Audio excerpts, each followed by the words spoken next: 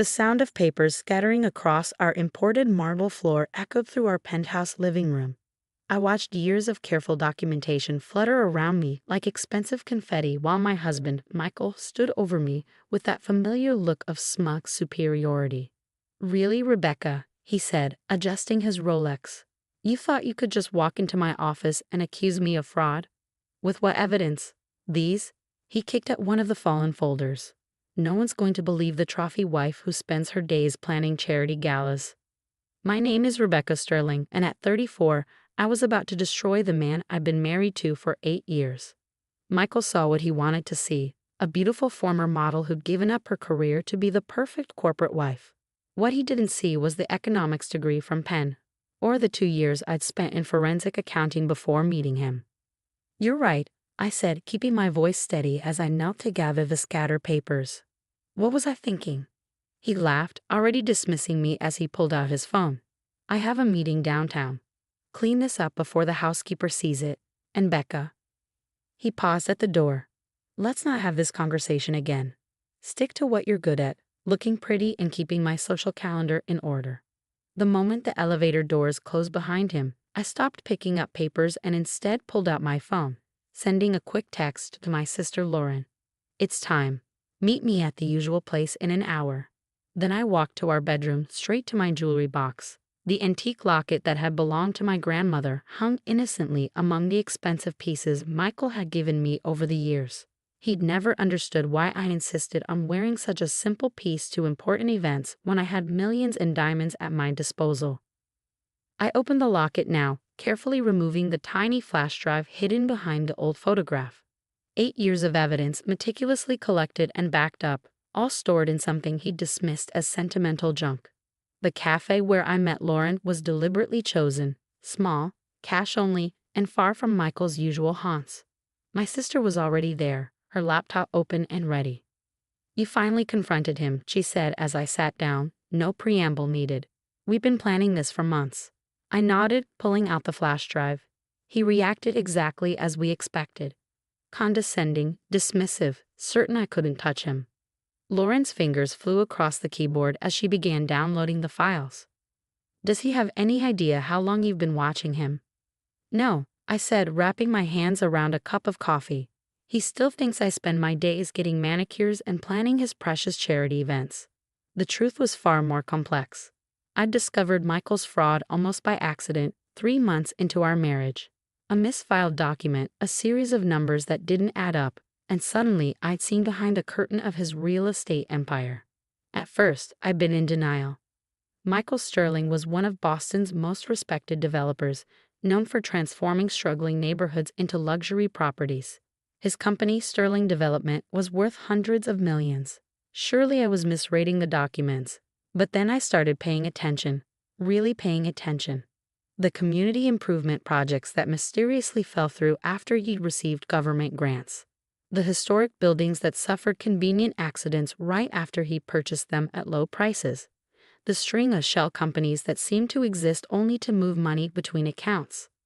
"Look at this," Lauren said now, turning her laptop screen toward me. She'd pulled up one of Michael's recent developments, a luxury high-rise in what used to be a working-class neighborhood. The numbers don't match what he reported to the city council. He claimed the project would cost $50 million. But according to these bank transfers, he only spent $30 million. I finished. The rest disappeared into offshore accounts, and that's just one project. Lauren shook her head, her expression grim. "How did he get away with this for so long?"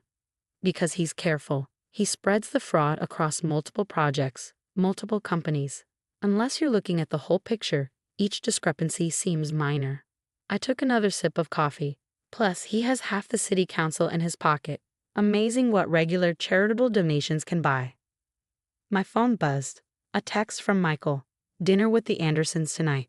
Wear the blue versus, and be more pleasant than you were this morning." I showed the message to Lauren, who rolled her eyes. "God, he's such a patronizing ass. How did you stand it for 8 years?" "Because I needed to be sure," I said quietly. Sure of the evidence, sure of his guilt, sure that when I finally moved against him, it would stick. The truth was, it had taken years to understand the full scope of Michael's operation. He wasn't just defrauding investors and government agencies. He was destroying communities, forcing out longtime residents so he could build luxury properties that sat half empty while he collected tax breaks. "The FBI contact is ready," Lauren said, lowering her voice even though no one was near our table. "Agent Martinez says as soon as we give him the signal, they'll move." I nodded, thinking of the careful groundwork we'd laid. The recordings hidden in Michael's home office, capturing conversations with corrupt officials. The paper trail I'd pieced together showing how he laundered money through fake renovation projects. The witness statements from former employees who'd been silenced with threats and payoffs. "What about the safety deposit boxes?" Lauren asked. "Already taken care of," I assured her. "I moved everything to the new location last week while he was in New York. Bank records, backup drives, original documents, it's all secure." My sister reached across the table and squeezed my hand. "Are you sure you want to go through with this, once we pull the trigger?" "He has to be stopped," I said firmly. "You haven't seen what I've seen, Lauren. The families displaced by his developments, the small businesses forced to close, the lives he's ruined while he sits in his penthouse counting his millions." Lauren nodded, understanding in her eyes. She'd been my confidant through all of this, helping me gather evidence, providing technical support, being my sounding board when the weight of it all became too heavy. "The Anderson dinner tonight," she said thoughtfully. "That's perfect timing, actually. Half the city's power players will be there." I smiled slightly, already seeing the possibilities. Michael loved these dinners, loved holding court among Boston's elite. He'd never suspect that his perfectly coiffed wife was about to bring his entire empire crashing down. "I better go get ready then," I said, standing up. Wouldn't want to disappoint my husband by being late to his important dinner. Back at the penthouse, I took my time getting ready. The blue Versace dress Michael had specified hung in my closet, a $12,000 piece of fabric that was supposed to show off his wealth and taste. I slipped it on, carefully applied my makeup, and fastened my grandmother's locket around my neck. In the mirror, I looked exactly like what Michael thought I was, the beautiful, compliant wife who knew her place. The perfect accessory to his carefully crafted image. If he'd ever bothered to really know me, he might have wondered why I always insisted on handling the seating arrangements for his business dinners. Why I volunteered to organize his charitable foundation's documents. Why I spent so much time in his home office, supposedly planning social events. But Michael saw what he wanted to see, and tonight that blindness would be his undoing. The Andersons' dining room was filled with the quiet murmur of Boston's elite when Michael and I arrived. Robert Anderson's mansion in Beacon Hill was the perfect setting for what was about to unfold. Old money, old power, and enough ego in one room to float a yacht. "Rebecca, darling." Sarah Anderson air-kissed my cheeks. "That dress is divine. Michael always makes sure you're the most beautiful woman in the room." I smiled, letting the backhanded compliment roll off me. "You're too kind. I love what you've done with the place. The new chandelier is exquisite." As we moved through the crowd, I felt Michael's hand on my lower back, steering me towards specific groups. This was our usual dance. He talked business while I played the charming wife, laughing at the right moments, making sure everyone's glasses stayed full. "Sterling." Commissioner Davis boomed, extending his hand to Michael. "Just got the paperwork for the Riverside project. Everything looks in order." I watched Michael's face carefully as he shook the commissioner's hand. The Riverside project, his latest scheme to turn a historic waterfront neighborhood into luxury condos. The paperwork he'd submitted showed a $100 million investment. The real numbers, safely documented in my files, showed something very different. "Excellent," Michael said smoothly. "The city won't regret supporting this development. It'll transform the whole area." "That's what we're afraid of," a quiet voice said from behind us. Elena Martinez stood there, elegant in a simple black dress. To everyone else, she was just another guest, the wife of a prominent real estate attorney. Only I knew she was actually FBI Special Agent Martinez, and this dinner was no coincidence. Michael's smile tightened slightly. "Mrs. Martinez, I wasn't aware you and James would be here tonight. Sarah and I serve on a historical preservation board together," Alana said pleasantly. "We're quite concerned about the fate of some of our older buildings. So many unfortunate accidents lately." I felt Michael's hand tighten on my waist. Those accidents had helped him acquire prime properties at fraction of their value, after which the historical protection orders mysteriously disappeared. Progress requires change, he said dismissively. Rebecca, why don't you get me a fresh drink? I nodded obediently and headed toward the bar, but instead of ordering, I slipped into the powder room and pulled out my phone. A text from Lauren was waiting. Teams in position. Just say the word. My hands trembled slightly as I replied, now. When I returned to the dining room, everything appeared normal. Guests were taking their seats, servers were pouring wine, and Michael was holding court at the head of the table, explaining his latest development plans to an admiring audience. I sat down beside him, accepting a glass of wine from a server. Any moment now. Right on cue, phones around the table began buzzing. I watched as people pulled them out, faces changing as they read the breaking news alerts. My God, Robert Anderson said from across the table.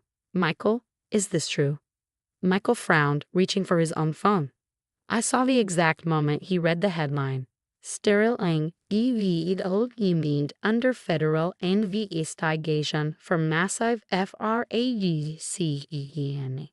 The color drained from his face as he scrolled through the article. The Boston Globe had done their job well, laying out years of fraudulent dealings backed by documents and witness statements. His careful house of cards was about to collapse. This is ridiculous, he sputtered, looking around the table. Obviously some sort of mistake. Is it?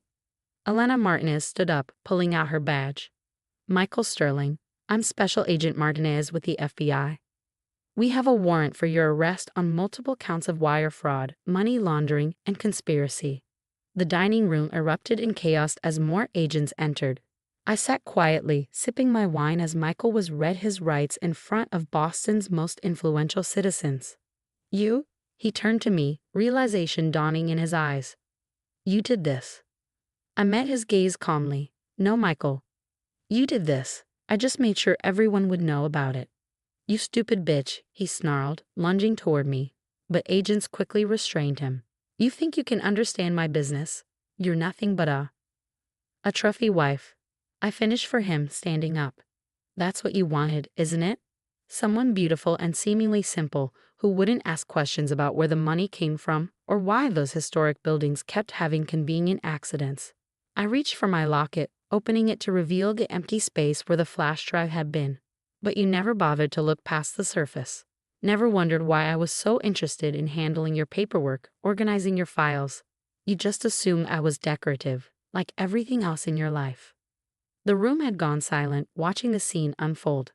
I could see the moment it hit him, every private conversation in his office, every meeting with corrupt officials, every deal he thought was safely hidden. I'd been there, watching, documenting, building the case that would bring him down.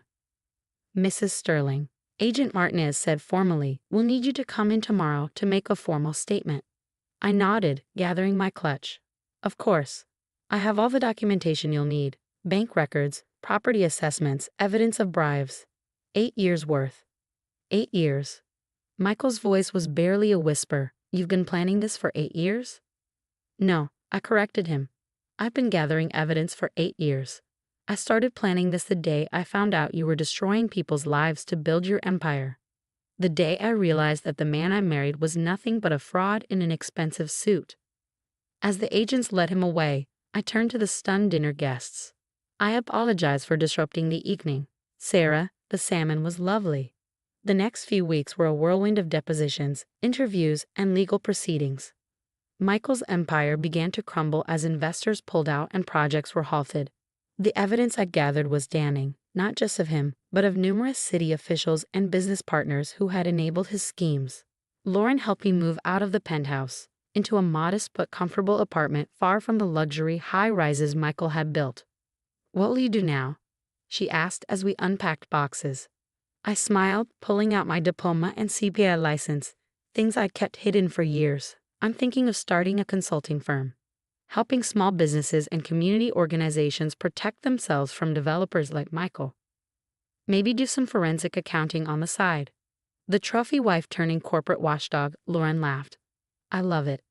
The media had a field day with the story, of course. Sociality Anges und hier UPTDVELPER made headlines across the country. But what mattered more were the other stories, The families who could return to their neighborhoods, the small businesses that would survive, the communities that would stay intact. 6 months later, I sat in a courtroom watching Michael plead guilty to multiple federal charges. He looked smaller somehow, without his expensive suits and air of invincibility. The defendant is sentenced to 15 years in federal prison, the judge announced, and ordered to pay restitution of $400 million. Outside the courthouse, reporters clamored for a statement.